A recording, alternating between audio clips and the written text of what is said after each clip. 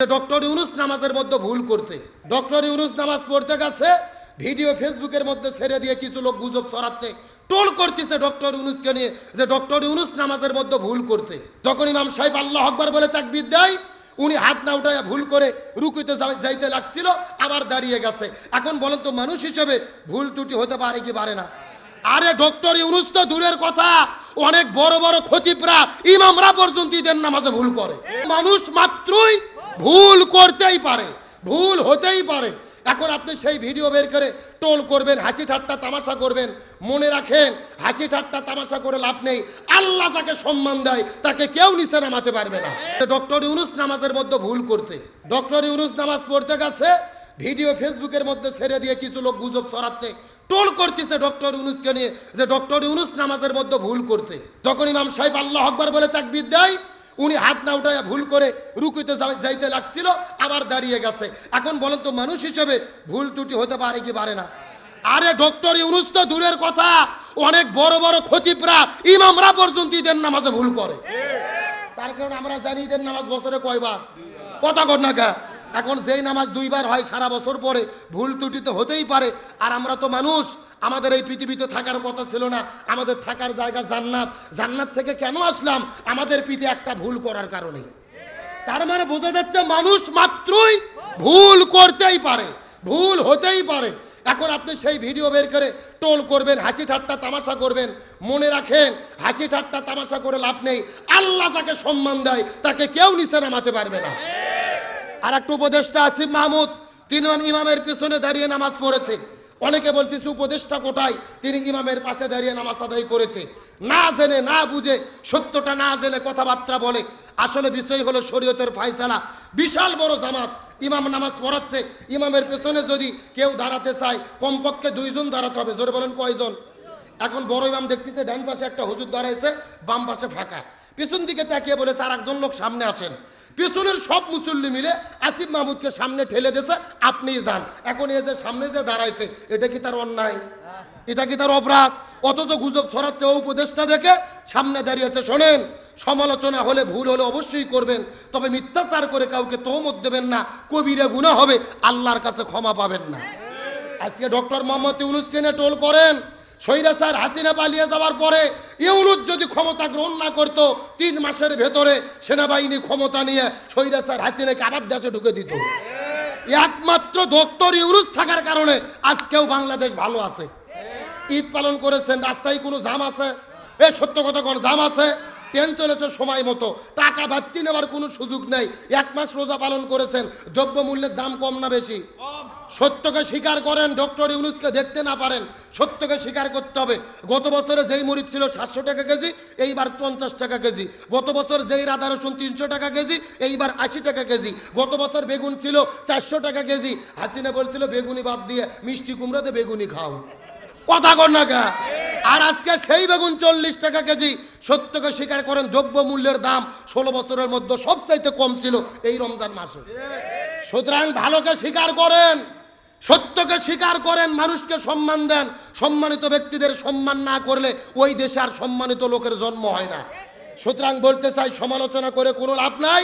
Doctor Yunus যেভাবে দেশকে এগিয়ে নিয়ে যাচ্ছে, আশা করি ভারতের তাবেদারি এই বাংলার জমিনে আর চলতে পারবে না।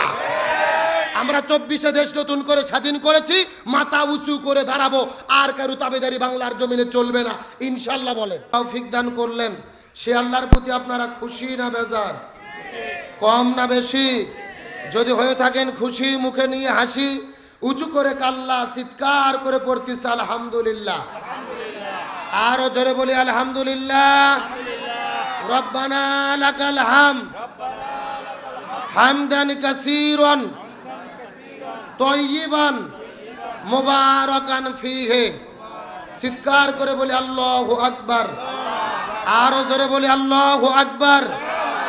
দরুদ ও সালাম বর্ষিত হোক বিশ্ব মানবতার মুক্তির দূত সাইয়্যিদুল মুরসালিন খতামান নাবিয়্যিন রাহমাতাল লিল আলামিনের প্রতি দরুদ ও সালাম সকলেই পড়ি সাল্লাল্লাহু আলাইহি ওয়াসাল্লাম। সম্মানিত উপস্থিত হাজিরিন, দীর্ঘ একটি মাস আমরা রমজান মাসে রোজা পালন করেছি, ঈদুল ফিতরের ঈদ উদযাপন করেছি। ঈদের পরে মাহফিল। আসলে এখন মাহফিলের সিজন না, আম সেজনের মাহফিল আল্লাহ তাআলা কবুল করলেন, আপনারা খুশি না বেজার? আরো জোরে বলেন। দীর্ঘ একটি মাস আমরা রমজান মাসে রোজা রেখেছি। কারণ কি? আল্লাহ তাআলা রোজা আমাদের উপরে ফরজ করেছেন। আল্লাহ তাআলা রোজা রাখতে বলছেন একবার। জোরে বলেন কয়বার? আল্লাহ তাআলা বলছেন কুতিবা আলাইকুমুস সিয়াম কামা কুতিবা আলাল্লাযিনা মিন ক্বাবলিকুম লাআল্লাকুম তাত্তাকুন। তোমাদের উপর রমজান মাসে রোজা বাধ্যতামূলক করে দিলাম, রোজা রাখো। একবার আল্লাহ তাআলা রোজা রাখতে বলেছেন। 60 বছর ধরে আমরা রোজা রাখি, প্রতি বছর 1 মাস করে রোজা রাখি।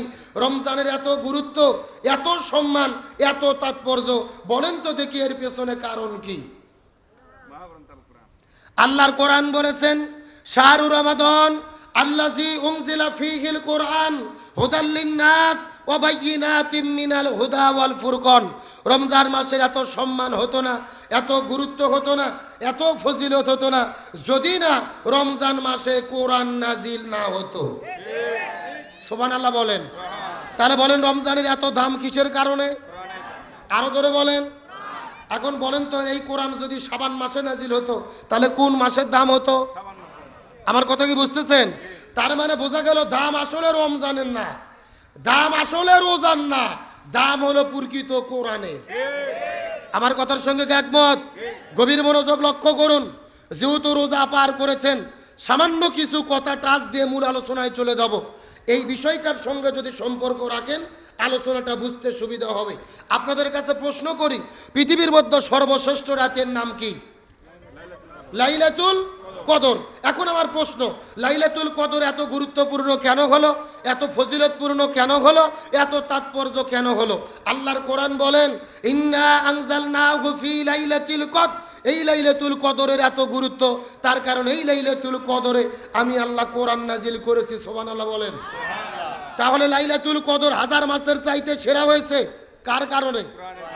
আরো জোরে বলেন। এখন বলেন পৃথিবীর মধ্যে সর্বশ্রেষ্ঠ রাসূলের নাম কি? মুহাম্মদ রাসূলুল্লাহ। সকলে পড়ি সাল্লাল্লাহু। আমাদের নবী কেন শ্রেষ্ঠ নবী হলো? ইন্না আনজালনা ইলাইকাল কিতাবা বিল হাক্কি লিতাহকুমা বাইনান নাস। হে রাসূল, আমি আপনার প্রতি কোরআন নাজিল করেছি, এই কোরআন দিয়ে বিচার ফায়সালা করেন, সব সমস্যার সমাধান করেন। তার মানে বোঝা গেল আমাদের নবীও শ্রেষ্ঠ নবী হয়েছে মূলত তার উপরে কোরআন নাজিল হওয়ার কারণে। গভীর মনোযোগ লক্ষ্য করুন। আমাদের নবীজি শ্রেষ্ঠ নবী হতো না, লাইলাতুল কদর শ্রেষ্ঠ রজনী হতো না, রমজান শ্রেষ্ঠ মাস হতো না যদি না কোরআন নাজিল না হতো। তার মানে বোঝা গেল দাম আসলে নবীর না, দাম আসলে লাইলাতুল কদরের না, দাম আসলে রমজানের না, দাম আসলে রোজার না, প্রকৃত পক্ষে দাম হলো কোরআনের। এতটুকু কথা কি বুঝতে পেরেছেন? এখন আমরা যদি কোরআনকে বাদ দিয়ে রোজা রাখি, কোরআনকে বাদ দিয়ে লাইলাতুল কদরে ইবাদত করি, কোনো কাজ হবে? যখন কোনো কাজ হবে? আপনারা এই যে এই গ্রামের নাম কি ভালতা, এই গ্রামের 300 জন লোক বিয়ে খাইতে গেছেন, বর কয়টা? একটা। আমার কথা বুঝতেছেন? এখন বিয়ের বাড়ি যাওয়ার পরে মেয়ের পক্ষ খুবই ভালো, মুরগি রোজ দেশে, গোস্ত ভুনা দেশে, বিরিয়ানি একদম পাক্কা খাওয়া, ইচ্ছা মতো 300 জন বরযাত্রীকে খাওয়াইছে, কিন্তু বড় দড়ি দিয়ে রশিদে বাঁধে রাখছে। আপনার 300 জন লোক সম্মানিত নাকি অপমানিত? কেন? আপনাদের না মুরগি রোজ খাওয়াইলো, গোস্ত ভুনা খাওয়াইলো, অপমানিত কেন?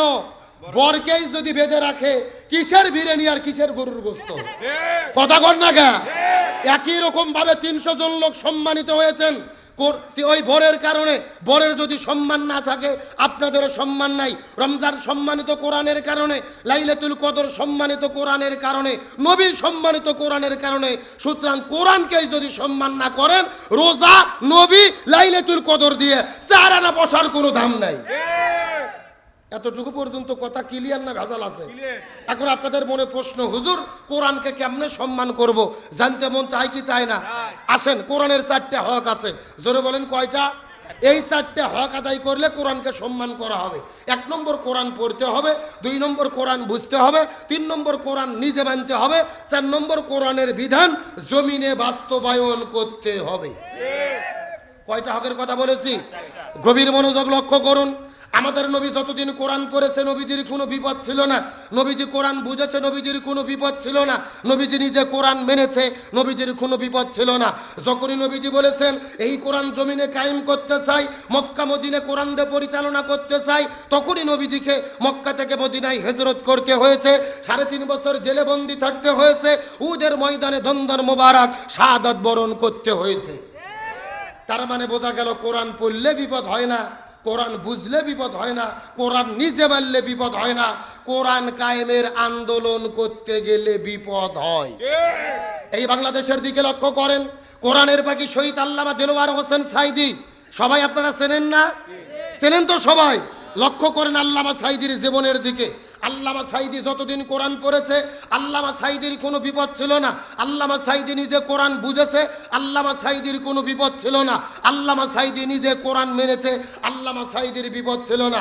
আল্লামা সাইদি যখনই বলেছেন আল কোরআনের আইন চাই, সৎ লোকের শাসন চাই, কোরআন দিয়ে বাংলাদেশ পরিচালনা করতে চাই, এই কোরআন সংসদে কায়েম করতে চাই, তখনই আল্লামা সাইদিকে 13 বছর জেলে বন্দি রেখে হসপিটালে ভর্তি করে ইনজেকশনের সিরিজের মধ্যে বিষ ঢুকায়া আল্লামা সাইদিকে পরিকল্পিতভাবে হত্যা করা হয়েছে। তার মানে বোঝা গেল কোরআন পড়লে বিপদ নাই, কোরআন বুঝলে বিপদ নাই, কোরআন নিজে মানলে বিপদ নাই, কোরআনের সমাজ কায়েম করতে গেলে বিপদ আছে। এখন আপনাদের কাছে আমি পরিষ্কার করে বলি, রোজা রাখাতে আপনারা খুবই পটু, রোজাকে খুবই ভালোবাসেন, এখন রোজা ভালোবাসতে গেলে কোরআনের 4টে হক আদায় করা লাগবে। এই 4টে হক আদায় করতে কি রাজি আছেন? কথা বলেন, রাজি আছেন? তাতে যদি ঘর বাড়ি ছাড়া লাগে রাজি আছেন? জেলে বন্দী হতে হয় রাজি আছেন? সুতরাং আজকের আলোচনার ভূমিকায় শপথ হলো, আমরা শপথ গ্রহণ করব তাফসীর মাহফিল থেকে কোরআন পড়ব, কোরআন বুঝব, কোরআন দিয়ে জীবন গড়ব, কোরআনের 4টে হক আদায় করব, প্রয়োজনে ঘর বাড়ি ছাড়ব, জেলে বন্দী হব, ফাঁসির দড়িতে ঝুলব, তারপরও কোরআন ছাড়া হব না। কারা কারা রাজি? দুটো হাত আল্লাহকে তুলে দেখান।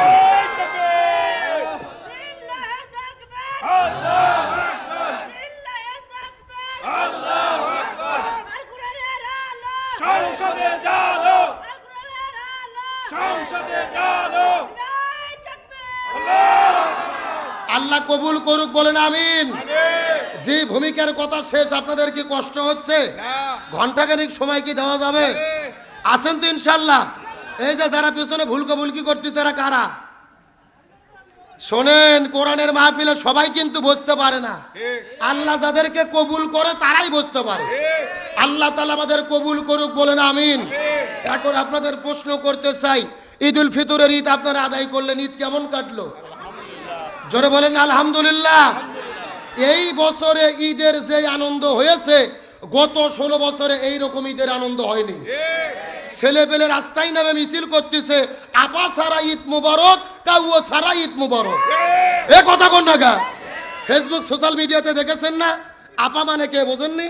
স্বৈরাচার হাসিনার কাউকে ওবায়দুল কাদের ছেলেপেলে রাজপথে নেমে আনন্দ মিছিল করতেছে, আপা ছাড়া ঈদ মুবারক, কাউয়া ছাড়া ঈদ মুবারক। এত আনন্দ এবার কেন হলো? গত 16 বছরে আমরা দেখেছি ঈদ যখন চলতো, জামাত ইসলামের, বিএনপির হাজার হাজার নেতা কর্মীরা জেলেবন্দি থাকতো, আমরা ঠিকই ঈদের আনন্দ করেছি। যারা জেলেবন্দি ছিল তাদের পরিবারে ঈদের আনন্দ পৌঁছেনি। এই বাংলাদেশের শত শত আলেমেরা জেলেবন্দি ছিল। আল্লামা মামুনুল হক, আল্লামা সাইদি, মুফতি আমির হামজা রফিকুল ইসলাম মাদানী, মুফতি হারুন ইজার, শত শত আলেম জেলে বন্দী ছিল। ঈদ পার হয়ে গেছে, আলেমদের পরিবারে ঈদের আনন্দ পৌঁছেনি। কিন্তু এইবার আমরা স্বৈরাচার মুক্ত দেশে স্বাধীনভাবে জেল থেকে সবাই মুক্ত হয়ে ঈদের আনন্দ করেছে, আলহামদুলিল্লাহ বলবেন না? আর ডক্টর মোহাম্মদ ইউনূস, তাকে স্যালুট দেই। মাথায় সাদা টুপি পরে, সাদা পাঞ্জাবি পরে তিনি নামাজ আদায় করতে গেছেন, ইমামের পেছনে তিনি নামাজ আদায় করতেছেন। স্বাধীনতার 54 বছর পার হয়ে গেল, এইরকম রাষ্ট্রপ্রধানদেরকে সরাসরি ঈদগাহে গিয়ে ইমামের পিছে সরাসরি আমরা নামাজ পড়তে দেখিনি। আর নামাজ পড়ার পরে তার কোনো অহংকার নেই, কোনো ভাব নেই, সাধারণ মানুষের সঙ্গে হাত মিলাইয়া মুসাফা করে করে ঈদের আনন্দ ভাগাভাগি করেছেন। প্রবাসী ভাইদেরকে ঈদের শুভেচ্ছা দিয়েছেন, গরিব দুঃখীদের ঈদের শুভেচ্ছা দিয়েছেন। এই দৃশ্যটা দেখার পরে আমাদের কলিজা শীতল হয়ে গেছে, আমরা আনন্দিত হয়েছি। এমন একটা দেশেরই আমরা স্বপ্ন দেখি। কথা বলে না কেন? আশ্চর্য একটা ঘটনা। ডক্টর মোহাম্মদ ইউনূস যখন পেছনে দাঁড়িয়েছেন, যিনি খতিব ছিলেন, নামাজের ইমাম আল্লামা আব্দুল মালিক হাফিজাহুল্লাহ, হঠাৎ করে ইউনূসের কাছে এসে বলতেছে, স্যার আপনি তো একা নামাজ পড়লে হবে না, আপনারা যে 200 নিরাপত্তা রক্ষী বাহিনী আছে, সাংবাদিক ভাইরা এসেছে, ওরাও তো মুসলমান, ওদেরকেও নামাজ পড়তে বলেন। আল্লাহু আকবার বলেন। একবার চিন্তা করেন, গত বছর হাসিনা সরকারের আমলে কোন এমপি মন্ত্রী যদি মামা সেই কথা বলতো, চাকরি থাকতো? এ কতক্ষণ চাকরি থাকতো? এটাই হলো স্বাধীনতা পাওয়ার ফলাফল। রাষ্ট্রের প্রধানকেও সমাজের একজন আলেম, একজন খতিব ভুল ধরিয়ে দিতে পারে। তখন ডক্টর মোহাম্মদ ইউনূস বলতেছে, হুজুর টেনশন করেন না, এখানে আরেকটা জামাত হবে, পরের জামাতে তারা নামাজ পড়বে। আলহামদুলিল্লাহ বলেন, আলহামদুলিল্লাহ বলেন। কিন্তু একটা কথা কি ভাই জানেন, ভালো কিন্তু সবার কাছে ভালো লাগে না।